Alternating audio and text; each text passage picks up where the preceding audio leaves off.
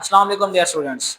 बेटा कल हमने biology chapter class first year chapter number 1 शुरू किया था, जिसमें हमने देखा था कि बायोडाइवर्सिटी और क्लासिफिकेशन क्या है। उसमें हमने 5 किंगडम क्लासिफिकेशन को देखा था। देन हमने जो है 3 किंगडम क्लासिफिकेशन सिस्टम में जो उसकी बैकग्राउंड है वो देखा, फिर 3 डोमेन सिस्टम देखा। आज 3 डोमेन में हमने कल 3 डोमेन पढ़ी थी, जिनमें एक हमारे पास था डोमेन आर्किया, दूसरी हमारे पास थी बेटा डोमेन बैक्टीरिया और थर्ड हमारे पास थी डोमेन आर्किया डोमेन यूकेरियो। आज उनमें से हम डोमेन आर्किया को पढ़ेंगे। आज हमने हर एक की डिटेल पढ़नी है। तो डोमेन आर्किया में क्या है कि देखिए, जो लफ्ज आर्किया है बेसिकली ये ग्रीक वर्ड आर्कियो से निकला है, आर्कियोस से निकला है, आर्कियोस, जिसका मतलब होता है एंशियंट, एंशियंस, एंशियंट यानी कदीम। आर्किया एक ग्रीक वर्ड आर्कियोस से निकला है, जिसका मतलब है एंशियंट यानी कदीम। इस कदीम का मतलब होता है पुराना। कि ये जो हमारे पास डोमेन आर्किया है ये सबसे ओल्ड ऑर्गेनिजम्स ख्याल किए जाते हैं। और ये बेसिकली क्या है, इनको पहले बैक्टीरिया ख्याल किया जाता था, बाद में कुछ इनकी जो है प्रॉपर्टीज बैक्टीरिया से अलग हो गई, जिसकी वजह से हमने इनके लिए जो है एक अलग से डोमेन बनाई। ठीक है, पहले इनको एक ही किंगडम किंगडम मुनेरा में रखा जाता था, आर्किया को और बैक्टीरिया को। फिर हमने क्या किया, क्योंकि इनकी कुछ कैरेक्टरिस्टिक जो है वो क्या कर गई, वेरी कर गई, मुख्तलिफ हो गई बैक्टीरिया से, इसलिए हमने इनके लिए अलग डोमेन आर्किया जो है बनाई। यानी ये जो डोमेन आर्किया है वो बिलोंग करती है किंगडम मुनेरा से, यानी अब भी इसको किंगडम मुनेरा में ही काउंट किया जाता है। उसके बाद ये जो डोमेन आर्किया के ऑर्गेनिजम्स हैं वो सारे के सारे सिंगल सेल्ड ऑर्गेनिजम्स हैं। क्या है? सिंगल सेल्ड, यानी इसका मतलब है ये यूनिसेलुलर है। क्या है? यूनिसेलुलर ऑर्गेनिजम्स हैं। यूनिसेलुलर ऑर्गेनिजम्स को हमने किस ग्रुप में रखा था? प्रोकैरियोटिक में। यानी ये सारे के सारे क्या है? प्रोकैरियोट्स हैं। क्या है? प्रोकैरियोट्स हैं। हमने प्रोकैरियोट्स को ही दो ग्रुप्स में डिवाइड किया था, बैक्टीरिया और आर्किया में। तो ये प्रोकैरियोट्स हैं और यूनिसेलुलर ऑर्गेनिजम्स हैं। इनके बारे में कहा जाता है कि they were separated from bacteria in a large time, यानी कि इनको जो है बहुत अरसा पहले बैक्टीरिया से ही अलग किया गया था। जैसे कि मैंने बताया कि इनकी कुछ खसूसियात पहले बैक्टीरिया से रिजेंबल करती थी, मुशाबे थी। बाद में इनकी कुछ कैरेक्टरिस्टिक जो है वो बैक्टीरिया से वेरी कर गई, डिफरेंट हो गई, जिसकी वजह से हमने इनको क्या किया, अलग से डोमेन आर्किया में रखा। अब हम इनका साइज देखेंगे कि इनका साइज कितना है और इनकी शेप क्या है। तो देखें, इनका साइज जो है सबसे कम जो है वो स्मॉल साइज जो है वो सबसे वो है 0.1 माइक्रोमीटर। अब बेटा ये जो अलामत है, ये यू शेप की आपको नजर आ रही है, इसको बोलते हैं माइक्रो, माइक्रोन भी या माइक्रो भी। और माइक्रो का मतलब होता है स्मॉल। यानी कि अब माइक्रो में अगर हम इसको देखें तो 10⁻⁻⁶ होती है। यानी कि इतनी स्मॉल है कि आप पहले 6 जीरो लगा के उसके बाद आप क्या करेंगे, 1 लगाएंगे, 1 2 3 4 5 या 6, उसके इतनी छोटी वैल्यू होती है माइक्रो। और ये इनका साइज सबसे छोटे जो आर्किया है उसका साइज है 0.1 माइक्रोमीटर, और जो लार्ज साइज है वो हमारे पास है 15 माइक्रोमीटर। उसके बाद इनकी जो लेंथ होती है कुछ बैक्टीरिया कुछ आर्किया की, वो 200 माइक्रोमीटर तक हो सकती है। कितनी? 200 माइक्रोमीटर तक। अब बेटा इनका जो ये 0.1 माइक्रोमीटर टू 0.215 माइक्रोमीटर ये इसका डायमीटर है। क्या है? डायामीटर। अब आपकी बुक में लिखा हुआ है कि डायमीटर है। अब आपको पता होना चाहिए कि डायमीटर क्या होता है। तो हमने यहाँ पर एक सर्कल ड्रा किया, सर्कल के दरमियान में आप एक जो है नुक्ता लगाएं, और फिर यहाँ इस डॉट से यहाँ तक का जो फासला है ये हमारे पास एक लगता है रेडियस।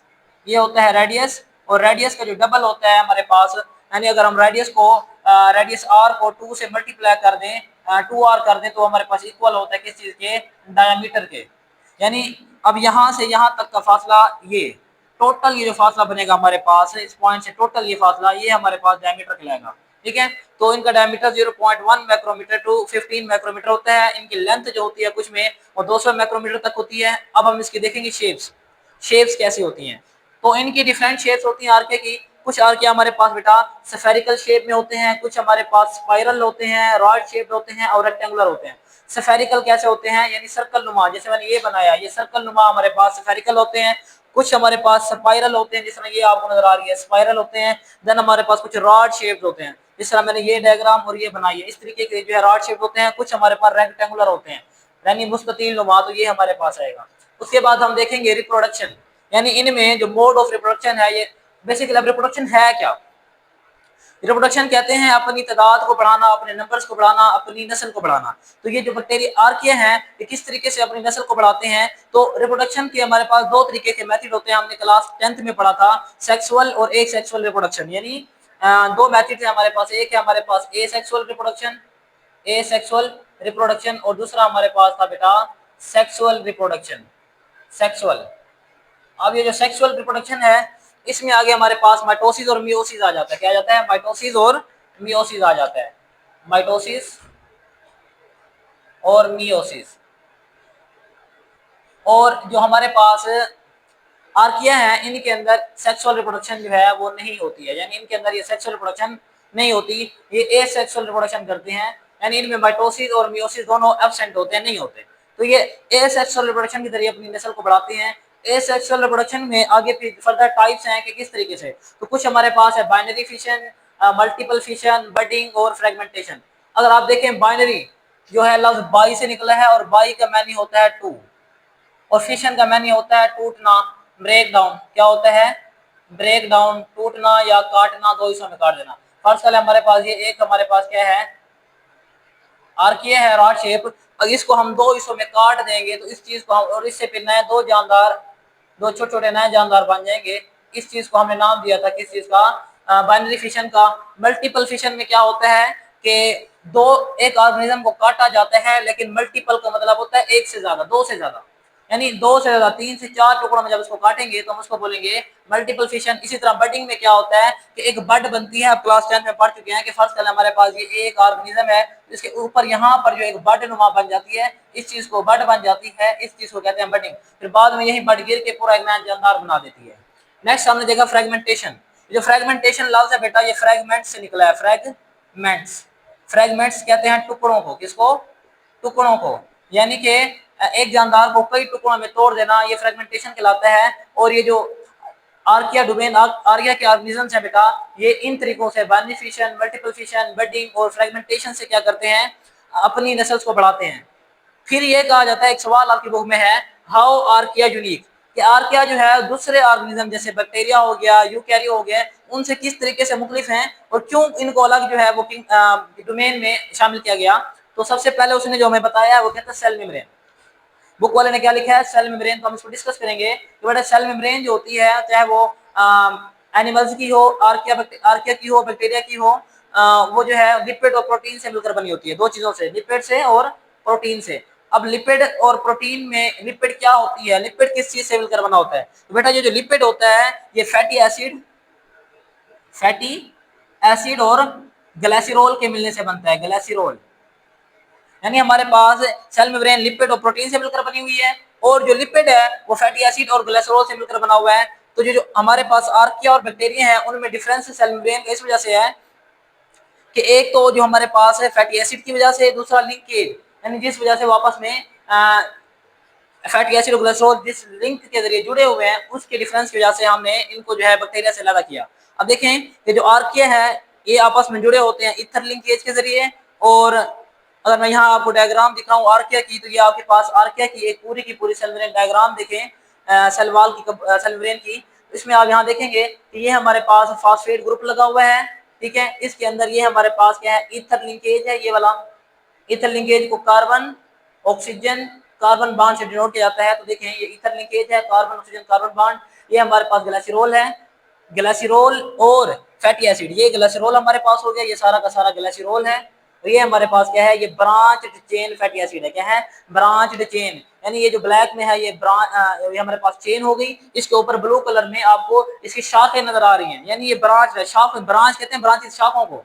यानी इसमें जो फैटी एसिड है वो ब्रांच चेन है, यानी ब्रांच चेन फैटी एसिड और ग्लाइसरॉल किस तरीके से आपस में मिले हुए हैं? Ether linkage, carbon oxygen carbon bond के जरिए, ईथर लिंकेज के जरिए, लिंक के जरिए। जबकि बैक्टीरिया में क्या होता है? बैक्टीरिया के अंदर जो हमारे पास फैटी एसिड और ग्लिसरॉल होते हैं वो ईस्टर लिंकेज के जरिए जुड़े होते हैं। किसके जरिए? Easter linkage, ESTER, Easter linkage. अब ईस्टर लिंकेज क्या होता है मैं आपको बताता हूँ। उसके बाद इनमें क्या होती है? आर्किया के अंदर मैंने देखा कि ब्रांच चेन फैटी एसिड होता है, जबकि हमारे पास जो बैक्टीरिया है इसके अंदर अनब्रांच्ड चेन होता है। क्या होता है? Unbranched chain. ये दो डिफरेंसेस हैं, अनब्रांच्ड चेन होता है क्या? Fatty acid. इन दो डिफरेंसेस की वजह से जो हमारे पास आर्किया और बैक्टीरिया है उनकी सेल मेम्ब्रेन जो है वो डिफरेंट होती है। नेक्स्ट देखें, अगर आप देखें बैक्टीरिया की सेल मेम्ब्रेन की साख, तो ये हमारे पास फास्फेट ग्रुप है, इसको फिलहाल रहने दें। अब यहाँ देखें, ये हमारे पास है ईस्टर लिंकेज, ये रेड में आ रहा है आपको, ईस्टर लिंकेज है। ये वाला हमारे पास क्या है, ये हमारे पास क्या है, फैटी एसिड है। क्या है, फैटी एसिड है। ये हमारे पास ईस्टर लिंकेज है और ये आपस में जुड़े हुए हैं इस ब्लू वाले, इस ब्लू के जरिए, इस ब्लू लिंकेज के जरिए, जिसको हम कहते हैं बेटा ईस्टर लिंकेज। क्या बोलते हैं, ईस्टर लिंकेज बोलते हैं। इस ब्लू के जरिए जुड़े होते हैं जिसको हम क्या बोलते हैं बेटा, ईस्टर लिंकेज बोलते हैं। तो यहाँ देखेंगे इसके ऊपर कोई शाखें जिस तरह यहाँ इसमें लगी हुई थी, ये नहीं लगी हुई, यानी अनब्रांच्ड है। क्या है, चेन तो है लेकिन कौन सी चेन है, अनब्रांच। इसके ऊपर कोई शाखें जैसे यहाँ ब्लू में लगी हुई थी नहीं लगी हुई। Unbranch chain of fatty acid, bacteria के अंदर unbranch chain of fatty acid होती है, जबकि आर्किया के अंदर ब्रांच चेन फैटी एसिड होती है। बैक्टीरिया के अंदर जो है वो ईस्टर लिंकेज होता है, जबकि आर्किया के अंदर ईथर लिंकेज होता है। ये इनकी सेल मेम्ब्रेन का डिफरेंस है। नेक्स्ट हम देखेंगे सेल वॉल कंपोजिशन, यानी कि इनकी जो सेल वॉल होती है वो किस चीज से मिलकर बनी हुई है। तो बेटा याद रखें, हमारे पास जो आर्किया है, आर्किया की सेल वॉल पॉलीसेकेराइड्स और प्रोटीन से मिलकर बनी होती है। अब आप कहेंगे कि सर पॉलीसेकेराइड्स क्या होता है, तो क्लास 10th केमिस्ट्री के अंदर आपने पढ़ा था पॉलीसेकेराइड के बारे में कि हमारे पास कार्बोहाइड्रेट्स की टाइप्स होती हैं, मोनोसेकेराइड, डाइसेकेराइड और पॉलीसेकेराइड। तो ये हमारे पास क्या है, पॉलीसेकेराइड वही वाला है, यानी कि आर्किया जो है ये पॉलीसेकेराइड और प्रोटीन से मिलकर बना होता है। उसके बाद हमारे पास बैक्टीरिया है बेटा, ये जो बैक्टीरिया है पुत्र, ये हमारे पास पेप्टाइडोग्लाइकेन से मिलकर बना होता है। किस चीज से, बैक्टीरिया की सेल वॉल पेप्टाइडोग्लाइकेन की बनी होती है, आर्किया की सेल वॉल पॉलीसेकेराइड और प्रोटीन की बनी होती है। अब पेप्टाइडोग्लाइकेन कहा जाता है कि क्या है, पेप्टाइडोग्लाइकेन बेसिकली पेचीदा है, मिक्सचर है किस चीज का, मोनोमर है हमारे पास शुगर का। किस चीज का, शुगर का हमारे पास ये मोनोमर है। इसके अंदर हमारे पास क्या होती है बेटा, शुगर होती है। उसके साथ हमारे पास क्या होता है,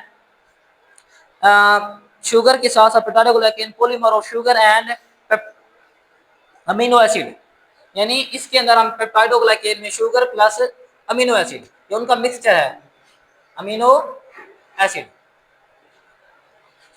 पेप्टाइडोग्लाइकेन क्या है, बैक्टीरिया की सेल वॉल पेप्टाइडोग्लाइकेन की बनी होती है। वो क्या है, शुगर और अमीनो एसिड का पॉलीमर है। नेक्स्ट हमारे पास जो यूकैरियो है, यूकैरियो में हमारे पास तीन चीजें आती हैं, प्लांट्स आते हैं, एनिमल्स आते हैं, फंजाई आता है। तो जो फंजाई की सेल वॉल है बेटा वो काइटिन की बनी होती है। काइटिन आपने पढ़ा था, एनिमल के अंदर सेल वॉल नहीं होती है, जबकि प्लांट्स की सेल वॉल जो है बेटा वो किस चीज से मिलकर बनी होती है, सेलुलोज से। किस चीज से, सेलुलोज से। देन हम देखेंगे कि नेक्स्ट हमारे पास जो इनकी यूनिक प्रॉपर्टी है वो है जेनेटिक डिफरेंस। तो बेटा हमारे पास जो डोमेन आर्किया के ऑर्गेनिजम्स हैं वो जेनेटिकली जो है किस डोमेन यूकैरियो से ज्यादा रिजेंबल करते हैं, सिमिलर होते हैं बनस्पत किस चीज के, बैक्टीरिया के। यानी इनकी जो हमारे पास जेनेटिक सीक्वेंस होता है वो यूकैरियो के जो ऑर्गेनिजम्स हैं उनके साथ रिजेंबल करता है। ठीक है।